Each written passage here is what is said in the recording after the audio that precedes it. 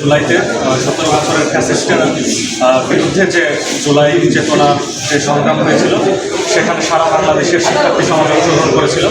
তো আমরাও শেরেবাংলা মেডিকেল কলেজের সাধারণ শিক্ষার্থীরা সেখানে অংশগ্রহণ করি এবং এই ফ্যাসিস্টদের বিরোধিতা করেছিলাম। তৎকালীন সময়ে যেমন সায়েন্সার যিনি বর্তমানে বিভাগীয় স্বাস্থ্য পরিচালক হিসেবে দায়িত্ব আছেন, তিনি তৎকালীন শেরেবাংলা মেডিকেল কলেজের উপপরিচালক হিসেবে দায়িত্বরত ছিলেন। তো তিনি তখন জুলাই আন্দোলনকারীদের বিরুদ্ধে যে শান্তি সমাবেশ হয়েছিল সেখানে তিনি সক্রিয়ভাবে অংশগ্রহণ করেছিলেন এবং তিনি বলা যায় নেতৃত্ব দিয়েছিলেন। তিনি একজন সচিবের সাথেও তিনি যুক্ত ছিলেন, যে আওয়ামী চিকিৎসকদের যে সংগঠন স্বাধীনতা চিকিৎসক পরিষদ, তিনি সেখানকার তাদের যে শান্তি সমাবেশ ছিল সেখানে নেতৃত্ব দিয়েছিলেন এবং জুলাই আন্দোলনে যে আহত হয়েছিলেন যারা, তাদেরকে চিকিৎসা সেবা দিতেও তারা ব্যাহত করেছিলেন। এবং তৎকালীন সময়ে যেসব শিক্ষার্থীরা জুলাই আন্দোলনে অংশগ্রহণ করেছিল তাদের বিরুদ্ধে বিভিন্ন তথ্য নিয়ে এনএসআই সহ বিভিন্ন গোয়েন্দা সংস্থার কাছে দিয়েছিল এবং তাদের দোসর ছাত্রলীগের মাধ্যমে সাধারণ শিক্ষার্থীদের বিভিন্ন হুমকি ধামকি দিয়েছিল। তো এতদিন পর আমরা দেখতে পাচ্ছি নতুন বাংলাদেশ, যেখানে নতুন স্বাধীনতার সূচনা হয়েছে, সেখানে এতদিন পরে আবারও বিভাগীয় পরিচালকের মতো একটা বড় পদে তাকে পুনরায় পদায়িত করা হয়েছে। এটা বলা যায় আওয়ামীপন্থী চিকিৎসকদের পুনর্বাসিত করার একটা নতুন প্রচেষ্টা। তো আমরা চাই না এত বড় একটা পদে তার মতো একজন আওয়ামী দোসর অধিষ্ঠিত থাকুক, কারণ সকল চিকিৎসক সমাজ এবং ছাত্র সমাজ এখন ভীত হয়ে পড়েছে। তাই আমরা তার অফিসক্রমের পরিচালক বিভাগীয় স্বাস্থ্য মনিরুজ্জামান সায়েন্সার অফিসের সাধারণ শিক্ষার্থী এবং মেডিকেল শিক্ষার্থী এবং চিকিৎসকদের উপস্থিতিতে আমরা তালা দিয়েছি।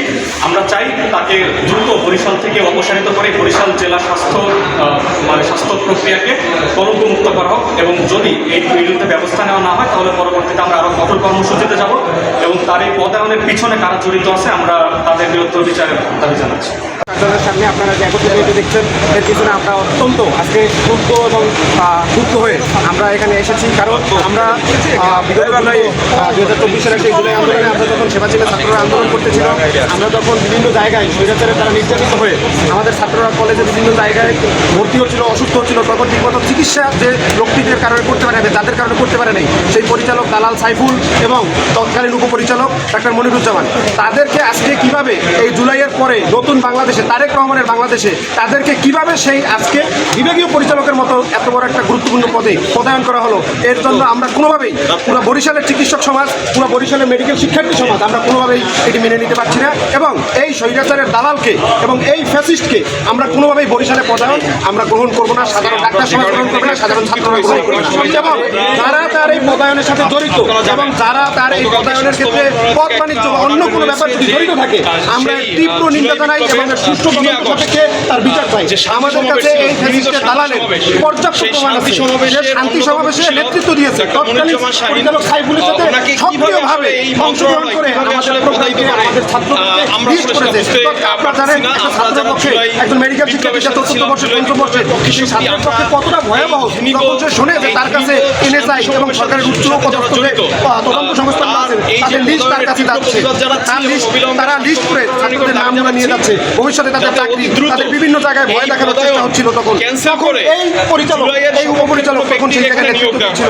আমরা অত্যন্ত ভীত হচ্ছি, অত্যন্ত শোকিত হচ্ছি যে জুলাইয়ের পরেও কিভাবে মন্ত্রণালয় কারা বা তৎকালীন যারা এই স্বৈরাচারের দোষর ছিল তাদেরকে আজকে এই যে এত বড় পদে সম্মানিত করা হলো, এর পিছনে কারা আছে আমরা তাদেরও বিচার চাই। আর এই পরিচালক বিভাগীয় পরিচালক যে আছে তাকে যে কোনো মূল্যে বরিশালে আমরা কোনোভাবে যোগদান করতে দিব না। এটাই আমাদের ডাক্তার এবং সাধারণ ছাত্রদেরও সিদ্ধান্ত। কোনোভাবেই তার পদায়ন যদি বরিশালে করার প্রচেষ্টা করে তাহলে সেটা জুলাইয়ের সাথে বেইমানি হবে এবং ছাত্রদের রক্তের উপর দিয়ে যেতে হবে ইনশাআল্লাহ।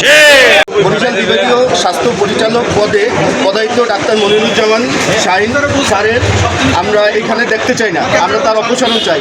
এবং কেন চাই সেটা আপনারা জানেন, সাংবাদিক ভাইয়েরা, জুলাইয়ের সেই ভয়াবহ আন্দোলনে যখন সারা দেশের সর্বস্তরের জনগণের সাথে এই চিকিৎসক সমাজ এবং মেডিকেল কলেজের শিক্ষার্থীরাও আন্দোলনে সামিল হয়েছিল, তখন তাদের বিরুদ্ধে ফ্যাসিস্ট এবং স্বৈরাচারের দোসরদের চক্রান্তে একটি শান্তি কমিটি নামক একটি আন্দোলনের মাধ্যমে তাদের বিরুদ্ধে বিভিন্ন চক্রান্ত সাজানো হয়েছিল সেই শান্তি মিছিল শান্তি সমাবেশের নামে সেই সমাবেশে কারো উপস্থিত ছিলেন তাদেরকে আমরা এখন এই নতুন বাংলাদেশে, আমরা এখন এই স্বাধীন বাংলাদেশে আমরা তাদেরকে এই পদে আমরা পদায়িত দেখতে চাই না।